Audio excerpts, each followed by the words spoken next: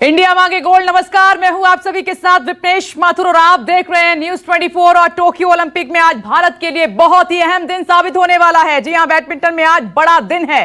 PV Sindhu आज quarter final का मुकाबला खेलने उतरेंगी। अब से थोड़ी देर के बाद क्वार्टर फाइनल में सिंधु का सामना शुक्रवार को वर्ल्ड नंबर 5 पर है जापान की अकाने यामागुची से होगा। और राउंड 16 के मुकाबले में सिंधु ने डेनमार्क की मिया ब्लिचफेल्ड को 21-15, 21-13 से मात दी थी। अगर देखें तो सिंधु ने यामागुची के खिलाफ 18 में से 11 मुकाबले जीते हैं, जबकि 7 में सिंधु को हार का सामना करना पड़ा है। और दोनों खिलाड़ियों के बीच मार्च में ऑल इंग्लैंड चैंपियनशिप में हुए पिछले मुकाबले में सिंधु ने बाजी मारी थी। और आज मैच पर हमारी नजर है, हिंदुस्तान की नजर है। हमारे साथ खास मेहमान हैं, इनका परिचय आपसे करवा देते हैं। वरिष्ठ खेल पत्रकार हरपाल सिंह बेदी सर हमारे साथ स्टूडियो में मौजूद हैं और चंद्रशेखर लुथ्रा सर भी हमारे साथ जुड़ गए हैं। और साथ ही हेमलता गुप्ता बॉक्सिंग कोच हमारे साथ मौजूद हैं। टीवी स्क्रीन पर आप उनको देख सकते हैं। इन सभी से बात करेंगे। और साथ ही न्यूज रूम से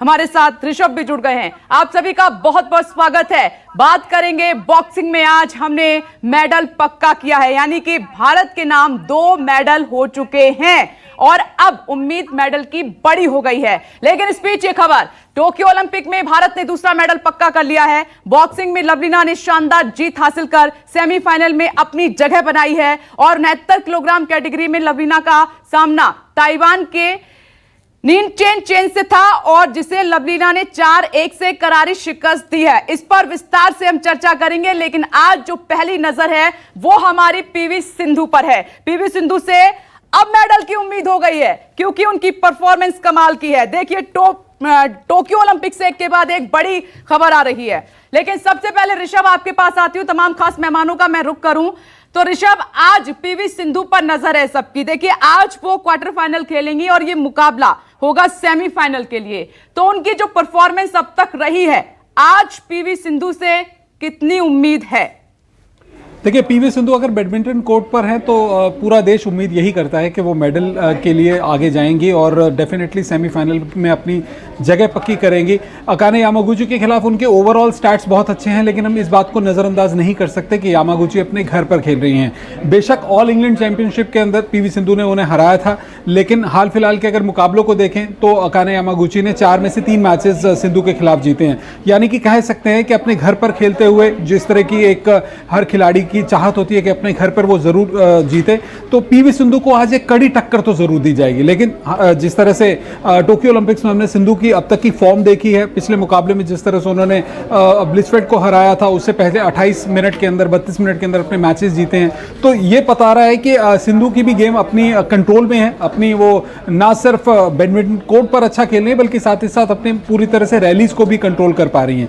तो कोर्ट का अगर अच्छा इस्तेमाल करती हैं यामागुची के खिलाफ तो डेफिनेटली उम्मीद कर सकते हैं कि सेमीफाइनल पे पहुंचेगी। हालांकि सेमीफाइनल से आगे फाइनल की राह भी आसान नहीं रहने वाली है, क्योंकि वहां पर भी उनको हो सकता है ताइजी युइंग के खिलाफ, जो कि ताइवान की ही है, चाइनीज ताइपे की खिलाड़ी, उनके खिलाफ उनको अपना मुकाबला लड़ना पड़ सकता है। लेकिन ओवरऑल कह सकते हैं कि जैसा खेल अब तक सिंधु ने दिखाया है ऑल इंग्लैंड चैंपियनशिप में यामागुची को हो रहा है, तो हो सकता है आज एक बार फिर वैसा ही खेल दिखाएंगी और सेमीफाइनल में अपना टिकट जरूर पक्का करेंगे। और आपके कमेंट भी चंद्रशेखर सर मैं आपसे लेना चाहूंगी। पीवी सिंधु पर आज सबकी नजर। पहली बार टेस्ट होंगे पीवी सिंधु। अभी तक तो वार्मिंग अप चल रही थी। डेनमार्क की प्लेयर थोड़ी खतरनाक थी, लेकिन उन्होंने टेस्ट नहीं कर पाई सिंधु को। तो आज पहला टेस्ट है। अगर यहाँ पर उसे पार करेगी, अगला मैच और भी ज्यादा टफ है। तो ये 2 मैचेस जीतने के बाद ही उनका कोई मेडल पक्का आप कह सकते हैं। तो इसलिए पहली बात तो उन पर नजर रहेगी। और दूसरा, ये मत भूलिए कि पिछले कुछ वक्त में ये सभी प्लेयर्स कोई भी बहुत ज्यादा ऐसा नहीं कि कोई टूर्नामेंट खेल रहा हो, तो इसलिए सभी के लिए एक प्रेशर वाली सिचुएशन है, और खासकर यामागुची के लिए, क्योंकि होम क्राउड नहीं होगा। तो होम एडवांटेज क्या है? आपको ट्रॉपिकल वेदर में आप रहते हैं, आपका एक वहां की आदत है आपको। सिंधु भी उसी तरह के वेदर में, लेकिन थोड़ा ज्यादा वार्म में रहती है, उस तरह के थोड़ा जो जहां पर पसीना ज्यादा आता है, शायद वहां पर वो थोड़ा सा मुश्किल हो सकती है। बट ओवरऑल एक आप इंडोर में खेल रहे हो, बिना दर्शकों के हो, और उसी माहौल में खेल रहे हो जिसमें कि ऑल इंग्लैंड में आपने उनको हराया था, तो एडवांटेज लेकर तो थोड़ा चलना होगा। लेकिन जैसा ऋषभ ने कहा, पिछले 4 में से 3 बार हारी हैं, तो प्रेशर कहीं ना कहीं काम करता है। प्रेशर सर काम करता है और अब उनकी खुद की सरजमी है और भारत से गई हैं पीवी सिंधु और चंद्रशेखर सर जैसे कह रहे हैं पहला टेस्ट माना जाएगा आज। असल में हर मैच नया, हर दिन नया मैच है। ये जो अगर परफॉर्मेंस के लिहाज से देखें या पिछले अगर उस स्टैटिक्स से लिहाज से देखें तो फिर खेल ही नहीं होना चाहिए, क्योंकि सिंधु 11 बार जीत चुकी है, या फिर यामागाची ने इसको पिछले 4 में से 3 मैच में हराया। Today is a new day. और ये जो है ना होम क्राउड का या होम फैक्टर बहुत कम हो गया, क्योंकि प्लेयर एक दूसरे से इतना खेल चुके हैं। ये होम फैक्टर पहले होता था जब भारतीय कभी साल में 2 बार या 3 बार बाहर जाते थे, कभी देखते नहीं थे। अब they play so much, like ये यामागुची इंडिया में खेली होंगी, ये मलेशिया, बैंकॉक में, they keep on playing. So they at this moment home advantage has no meaning. एक तो क्राउड नहीं है, और जिस एटमॉस्फेयर में खेली उसी एटमॉस्फेयर में सिंधु ने ट्रेनिंग की है। तो मैं इस मैच पर प्रेडिक्शन करना इसलिए नहीं करना चाहूंगा, स्टैटिस्टिक्स तो वो है, मगर जैसे लूथरा ने कहा कि हर मैच पूछना चाह रहे हैं सर आपसे, जैसे चंद्रशेखर कुलीग है ना, इसकी तो तारीफ कर दो थोड़ी। जैसे चंद्रशेखर आपके चक्कर में तो आपने दोस्ती नहीं करता, जैसे उसने अभी कहा कि हर मैच नया मैच है, तो आज उस मैच पे देखेंगे, डिपेंड करेगा कि आज कैसे करेंगे। जरूरी नहीं है जो ऑल इंग्लैंड में हुआ आज ऑल टोक्यो में भी होगा। Different game, different atmosphere, different match. Okay Rishabh कुछ पूछना चाह रहे हैं? एक सवाल मैं पूछना चाहूंगा बेदी जी। हम जानते हैं यामागुची जो है क्वार्टर फाइनल में हारी थी रियो ओलंपिक्स के, और जिस तरह से रियो ओलंपिक्स के अंदर पीवी सिंधु ने सिल्वर मेडल जीता था, तो ये बात तो हम दोनों जानते हैं कि एक्सपेक्टेशंस के जो प्रेशर है वो दोनों ही खिलाड़ियों पर होगा। जहाँ यामागुची अपने जापान में अपने लोकल, बेशक ऑडियंस नहीं है लेकिन खेल तो जापान में ही रही है, उनके ऊपर भी प्रेशर हो सकता है एक्सपेक्टेशंस का, और यहाँ सिंधु का भी हो सकता है। तो ऐसे में ये देखते हुए कि मेडल टैली पे जहां पर जापान इस वक्त नंबर 1 पर चल रहा है, और दूसरी तरफ हिंदुस्तान जहां पर अब आज का अगर छोड़ दें तो अब तक एक ही मेडल आया था, तो प्रेशर किस खिलाड़ी पर ज्यादा होगा? अगर उस लिहाज से देखें तो सिंधु पर ज्यादा होगा, क्योंकि हमारे पास मेडल ही नहीं है। हमारे तो मेडल के 4 बैठे मंत्री जी बैठे हैं फोन करने के लिए। अभी ब्राउन मेडल मिले तो यामागुची जो है एक फायदा जापान में सिल्वर मेडल जीत लिया है सर, सिल्वर मेडल जीत लिया है, एक लवलीना ने पक्का कर लिया है, तो वो उस मेडल ने उत्साह भरा है। नहीं वो तो सही है, मगर जैसे यामागुची उस कंट्री से आती है जहाँ पर स्पोर्ट्स एक कल्चर है, वहाँ पर इतना नहीं होता कि वो हार गई तो गालियों पे गाली ना, जैसे लेकिन वो सर हमने जीते हैं दूसरे देश की सरजमीन पर जाके हमने अच्छा परफॉर्म किया है। यामागुची की बात कर रहा हूँ।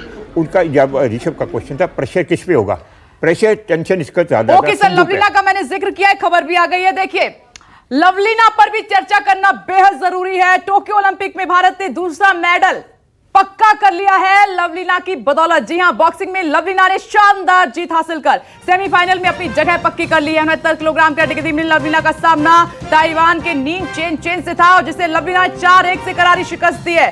और ये उस दौरान का जो गोल्डन लम्हा है, उस दौरान का देख भी रहे हैं आप। 23 साल की लवलीना ने अपना ओलंपिक डेब्यू किया है, और पहले ही ओलंपिक में लवलीना ने अपने नाम ब्रॉन्ज मेडल पक्का कर लिया है। लवलीना का अगला मुकाबला 4 अगस्त को होगा, और लवलीना के सामने होंगी 2019 की वर्ल्ड चैंपियन तुर्की की एना। ओलंपिक में मेडल हासिल करने वाली लवलीना तीसरी भारतीय मुक्केबाज हैं। विजेंद्र सिंह ने 2008 के बीजिंग ओलंपिक में मेडल अपने नाम किया था, और वहीं मैरी कॉम ने 2012 लंदन गेम्स में ब्रॉन्ज मेडल जीता था। और अब इस लिस्ट में लवलीना का नाम जुड़ गया है। और ये देखिए, ये ऐतिहासिक पल, और रिंग में जब उतरी और उन्होंने जब पंच मारे, वो ऐतिहासिक पल हम आपको दिखा रहे हैं। सुनिए जरा कैसा माहौल था उस वक्त वहां पर।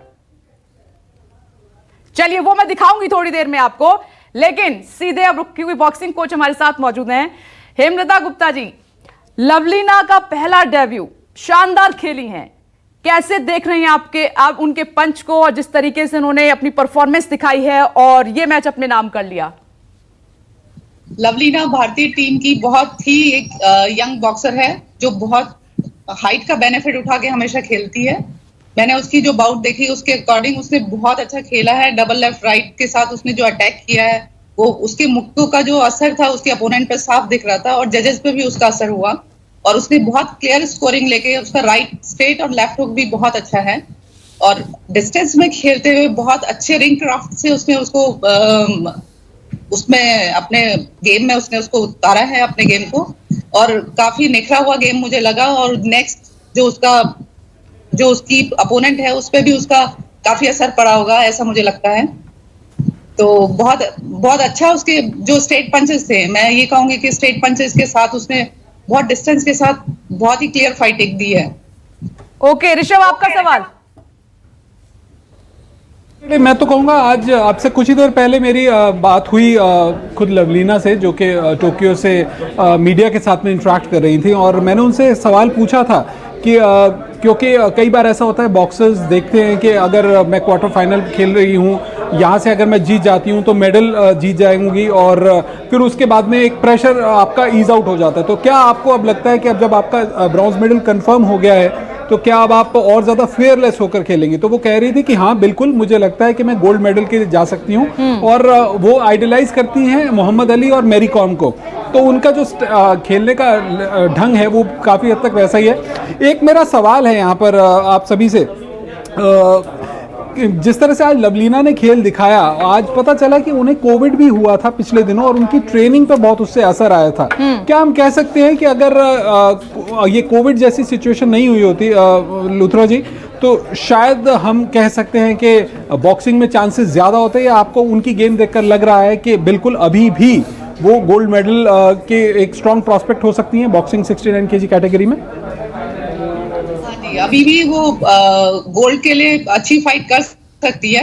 हालांकि उसे कोविड की वजह से वीकनेस काफी हो गई थी और ट्रेनिंग में भी काफी इफेक्ट पड़ा, लेकिन मैं ये कहती हूँ कि कोविड कोई भी सामने उसका नहीं है कि कोविड की वजह से कुछ ऐसा हो। उसने अपनी प्रैक्टिस मेहनत प्रॉपर की है और अच्छे गेम का प्रदर्शन किया है। और हेमलता जी, 4 अगस्त को मुकाबला होना है लवलीना का, क्योंकि सामने होंगी तुर्की की एना, तो उसमें कैसे संभलना है? एज ए ओलंपियन आप क्या गाइड करेंगी, क्या सलाह देंगी, क्योंकि एक मजबूत खिलाड़ी होगी 4 अगस्त को सामने? एना तुर्की की एक बहुत अच्छी वर्ल्ड चैंपियन है और काफी सीनियर प्लेयर भी है लवलीना के सामने, और उसको एक्सपीरियंस भी काफी है। और मैं जहां तक उम्मीद करती हूँ, उसने आज का जो मैच है वो भी काफी ध्यान देकर देखा होगा कि उसका अपोनेंट दोनों में से कौन उसके पास आएगा और कैसे खेलता है। तो मैं ये कहती हूँ कि लवलीना को एक संभल कर उस टाइम खेलना होगा, और ना कि केवल एग्रेसिव अटैक करना है और स्कोर लेना है, बल्कि अगले की टेक्निक समझ के तरीके से उसको खेलना होगा उस दिन, अपनी बाउट जीतने के लिए। लुथरा सर, एक इंपॉर्टेंट सवाल मेरा ये है इसी से जुड़ा हुआ बॉक्सिंग से। 2008 में बीजिंग में आपने देखा कि विजेंद्र जीते, हम इसमें ब्रॉन्ज भी ला चुके हैं, सिल्वर भी ला चुके हैं, तो अब लवलीना से 2021 में उम्मीद कर रहे हैं कि हम इसमें इस बार गोल्ड ले आए, रंग बदल जाए, इस बार गोल्ड आ जाए। देखिए आपने 2008 की बात की, मुझे याद है कि उस टाइम पे अनएक्सपेक्टेड आया था। हमारे अच्छी टीम थी, अखिल बहुत अच्छा खेल रहे थे, उन्होंने रशियन वर्ल्ड चैंपियन को मारा था, उसके बाद हार गए थे। तो देखिए ये बॉक्सिंग है, और बॉक्सिंग की जो स्कोरिंग है ना, बहुत ही छुपी स्कोरिंग है।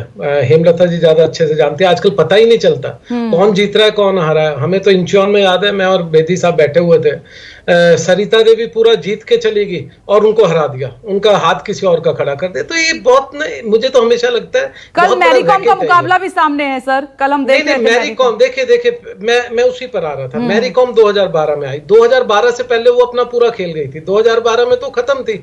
जब बॉक्सिंग जब ओलंपिक स्पोर्ट बनी तो मैरी कॉम का डाउनफॉल था। लेकिन हम तो इमोशनल है ना, हम तेंदुलकर को रिटायर होने देखना चाहते हैं ना मैरी कॉम को। पूछिए हरपाल बेदी से, जब मैरी कॉम को जब निकोला एडम्स ने जब बुरी तरह से हराया था, उसका रिटायर हो जाना चाहिए था। लेकिन हम इमोशनल, हमारी एसोसिएशन इमोशनल। तो जो आपने क्वेश्चन मुझसे पूछा, क्या ये गोल्ड ला सकती है, इस बार ना भी लाए अगली बार ला सकती है, क्योंकि you are investing in a future. आप किसी यंग प्लेयर को इन्वेस्ट कर रहे हैं। आपने मैरी कॉम को उसके बाद 2012 के बाद एक बार तो आपने रियो में वेस्ट कर दिया। क्यों? क्योंकि पिंकी जांगरा को नहीं आप जाने देना चाहते थे, फेडरेशन तो जोर लगाती थी। अब इस बार फिर उनको निखत के जीत की बात कर रहे हैं लुथरा सर आज, और यहाँ पर हेमलता जी कुछ कहना चाह रही हैं आपकी बात पर, बोलिए हेमलता जी। मैं जिस हिसाब से मैरी कॉम को जानती हूँ और जितना वो हार्ड वर्कर है, उसमें एज से आप ये करिए कि हमने वेस्ट नहीं किया। वो उस बंदे को एक्सपीरियंस है और वो एक्सपीरियंस से अच्छा रिजल्ट दे सकते हैं। 42 में फिर जाएंगे वो, दैट मीन 42 में फिर जाएंगे। बॉक्सिंग में केवल 40 तक वो पार्टिसिपेट कर सकती है। मैंने क्या बोला, देखिए हेमलता जी, आई कैन अंडरस्टैंड। देखिए मेरा पर्सपेक्टिव। चलिए आज जीत की बात करते हैं, आज जीत की बात करते हैं। बेदी सर मैं आ रही हूँ, लेकिन लवलीना ने जीत के बाद कुछ कहा है, वो सुन लेते हैं, सुनिए। प्रेशर, मैंने इतना प्रेशर मतलब नहीं लिया था। हाँ, प्रेशर तो था ही कि मेडल का, लेकिन मैंने सोचा कि प्रेशर लेने से और भी ज्यादा मतलब अच्छा नहीं खेल पाते, तो मैंने प्रेशर फ्री खेलने की कोशिश किया। जितना हो सके मैं खुद को मतलब फ्री होके ही खेली भी, और खेल मतलब मैं वही सोच रही थी कि मुझे फ्री होके ही खेलना है, स्ट्रेस नहीं लेना है। पूरा इंडिया मेरे लिए प्रे कर रहा है, मुझे पता है, तो मुझे खुद को विश्वास रखना है और मुझे बस अपना 100% देना है। मैं इतना ही सर, मैंने इतना प्रेशर मतलब नहीं लिया था। हाँ, प्रेशर तो था ही कि मेडल का, लेकिन मैंने सोचा कि प्रेशर लेने से और भी ज्यादा मतलब अच्छा नहीं खेल पाते, तो मैंने प्रेशर फ्री खेलने की कोशिश किया। जितना हो सके मैं खुद को मतलब फ्री होके ही खेली भी, और मतलब मैं वही सोच रही थी कि मुझे फ्री होके ही खेलना है, स्ट्रेस नहीं लेना है। पूरा इंडिया मेरे लिए प्रे कर रहा है, मुझे पता है, तो मुझे खुद को विश्वास रखना है और मुझे बस अपना 100% देना है। मैं इतना ही सोचा था। देखिए, लवलीना को आप सुन रहे थे, ये उन्होंने कहा कि मैंने दबाव नहीं लिया, मैंने कोई प्रेशर में खेल नहीं खेला, और यही वजह रही कि लवलीना अपना गेम जीत गई। उन्होंने शानदार तरीके से खेला। तो तमाम खिलाड़ी, बेदी सर भी स्टार्टिंग से कह रहे थे कि दबाव नहीं लेना है, प्रेशर नहीं ले रहा है। अगर प्रेशर को दूर करके खिलाड़ी वहां पर खेलेंगे ओलंपिक टोक्यो में, तो वो जीत सकते हैं। ये बहुत बड़ी बात है। और अब बात हॉकी की कर लेते हैं।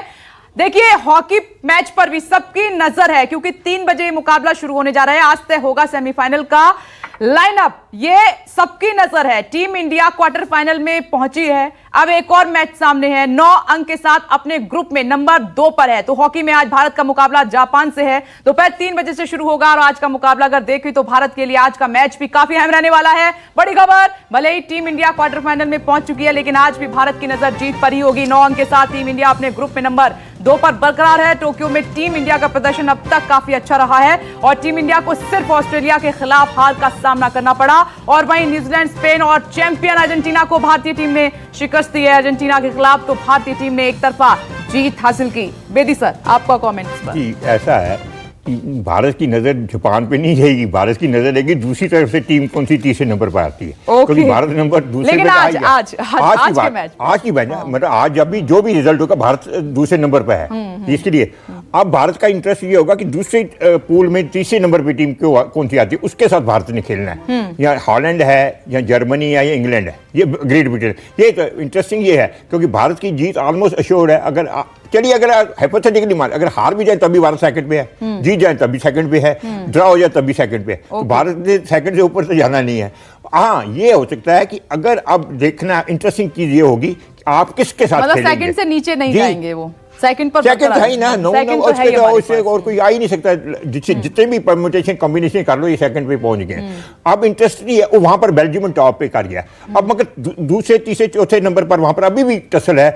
स्पेन, ब्रिटेन, ग्रेट ब्रिटेन कहते हैं जिसको आप, हॉलैंड और जर्मनी, ये 3 टीमें स्ट्रगल कर रही हैं। और कहीं ऐसा ना हो कि साउथ अफ्रीका ने कल जर्मनी को हरा दिया, साउथ अफ्रीका आ जाए, उनमें से जर्मनी या इंग्लैंड बाहर निकल जाए, वहां पर बड़ा कंफ्यूजिंग है। तो भारत का एक तो ये होगी, जीतना तो है ही है जापान के अगेंस्ट, या इतना लाइट नहीं लेना चाहिए किसी टीम को, ना ले लेंगे, मगर उनकी नजर दूसरी तरफ जापान दूसरे पूल पे ज्यादा होगी। और सबसे बड़ी इंटरेस्टिंग बात जो आज इंडिया की महिलाओं, आप महिलाओं के भूल, या महिला है तो बहनों का आप बड़ी मुश्किल से आज जीती हैं लड़कियां, और 14 पेनल्टी कॉर्नर अगर आपने मिस किए, और 1 पेनल्टी, अब आपको ये है कि आपको साउथ अफ्रीका से जीतना है, और ये उम्मीद करनी है कि आयरलैंड और ना जीते या ड्रा ना कर जाए, और आपको जीतना है साउथ अफ्रीका से। और अगर आप जीतेंगी तो आप चौथे नंबर पे आ रही हैं, आपका मुकाबला होगा उधर से ऑस्ट्रेलिया से। ठीक है ऋषभ, आपका सवाल लुथरा सर से हॉकी को लेकर, हॉकी मैच को लेकर। लुथरा जी, मैं तो यही सवाल पूछूंगा कि हॉकी टीम ने जैसा प्रदर्शन किया है, एक्सपेक्टेशंस तो बहुत थी, लेकिन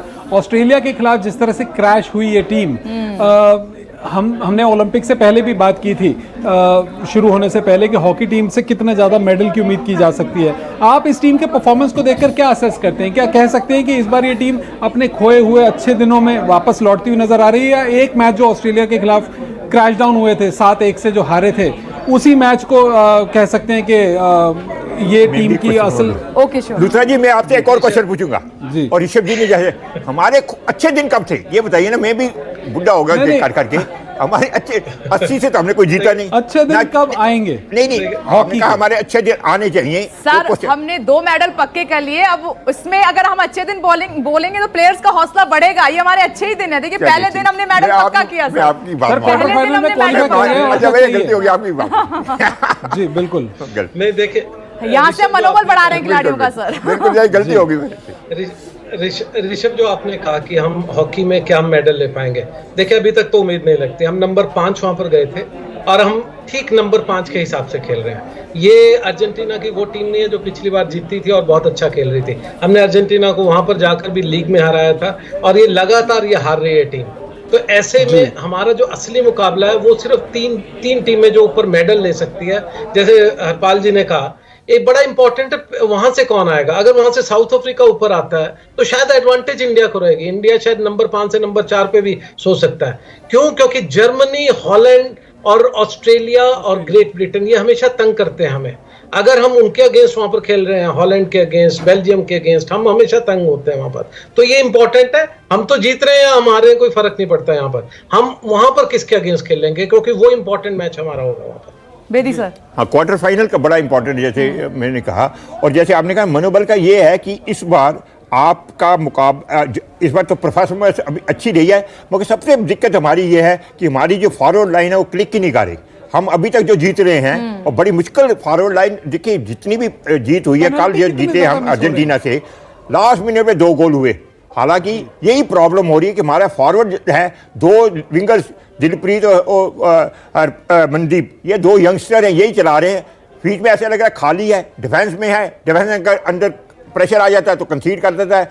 और अगर आपने, ये तो छोड़िए इस पूल को, अगर आपने इतने पेनल्टी कॉर्नर कहीं हॉलैंड या जर्मनी के अगेंस्ट कर दिया, बेल्जियम तो टॉप है, बेल्जियम में तो आप खेलेंगे नहीं, मगर आपका अगर इनका मुकाबला जर्मनी या हॉलैंड से क्वार्टर फाइनल में हो गया, you can not afford to concede so many penalty corner. तो मनोबल की बात सही है, भारत ने अच्छा किया, भारत क्वार्टर फाइनल में पहुंच गया, महिलाएं भी क्वार्टर फाइनल में पहुंचने के चांसेस में है। यहाँ तक तो सही है। आगे आपको क्या करना है, जैसे आज महिलाओं ने आपने एक बात सही बोली सर, 14 पेनल्टी कॉर्नर मिस किए आज लड़कियों ने, दे डोमिनेटेड द गेम। दूसरी कोई टीम आपको अलाउ नहीं करेगी। देखिए आज जीत गए हैं, ये खुशी की बात है। जैसे अब ये हमें बात भी नहीं करने देती, कहते कि मनोबल ना गिरा है मनोबल नहीं गिरा रहा। एक बात मैंने आपसे सहमत की कि 80 के बाद हमने मेडल नहीं जीता। धन्यवाद आपका। और इस पर बड़ी उम्मीद है। आज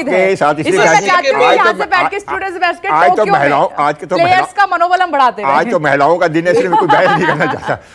आपकी बात सही कहा हेमलता जी। मैं क्योंकि आपसे ये पूछना चाह रही हूँ कि जब आप वहां पर होते हैं तो खिलाड़ियों पर कितना प्रेशर होता है, कितना प्रेशर होता है? खिलाड़ियों पे बहुत ज्यादा प्रेशर होता है, क्योंकि एक तो बाउट का उन्हें पता रहता है उनका ड्रॉ किसके साथ है और नेक्स्ट बाउट उनकी किसके साथ है। ये भी रहता है कि अभी की बाउट में जीतती हूँ तो नेक्स्ट किसके साथ होगी, वो भी मेरी बाउट देख रही है।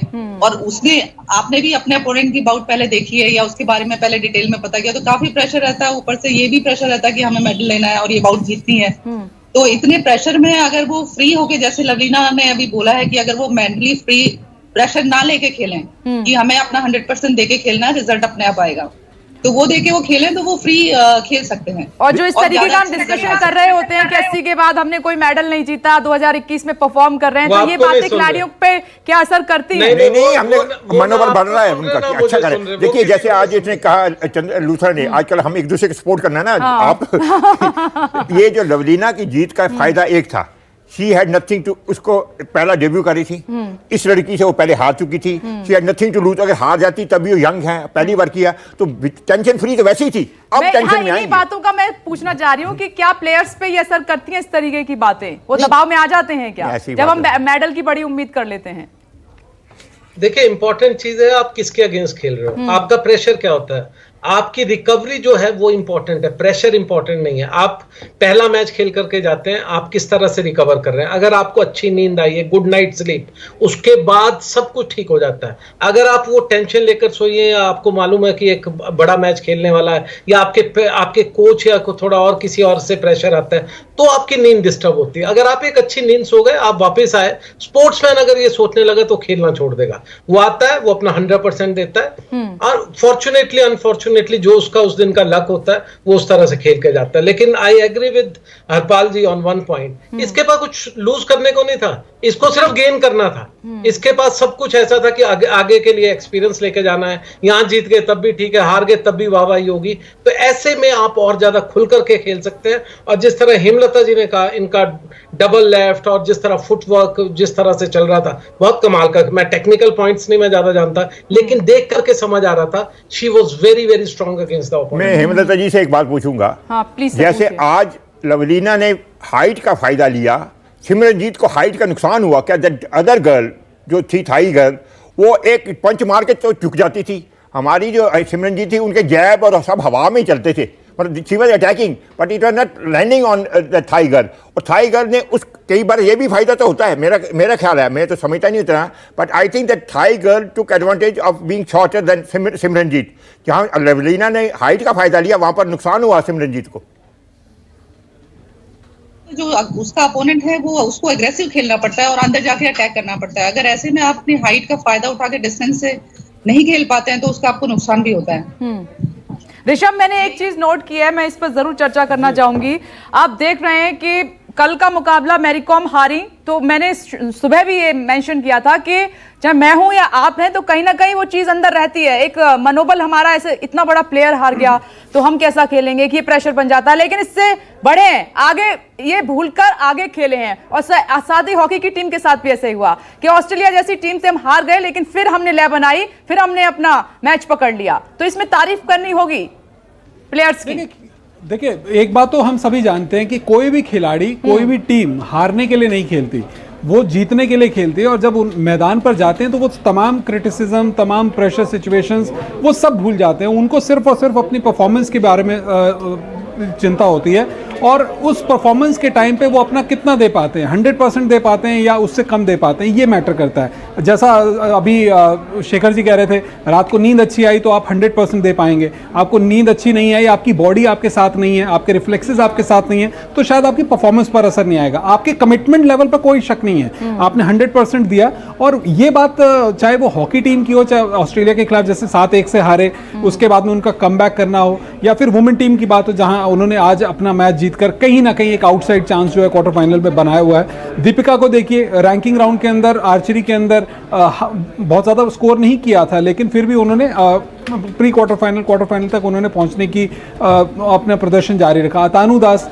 वर्ल्ड चैंपियन को हराया। तो ये उस पर्टिकुलर दिन आप कैसा खेलते हैं, फियरलेस खेल रहे हैं या फिर स्ट्रेस में खेल रहे हैं, ये बहुत मैटर करता है। एज ए इंडियन हम सब इमोशनल हैं, हम चाहते हैं कि मेडल टैली पे ज़्यादा से ज़्यादा मेडल्स आएँ।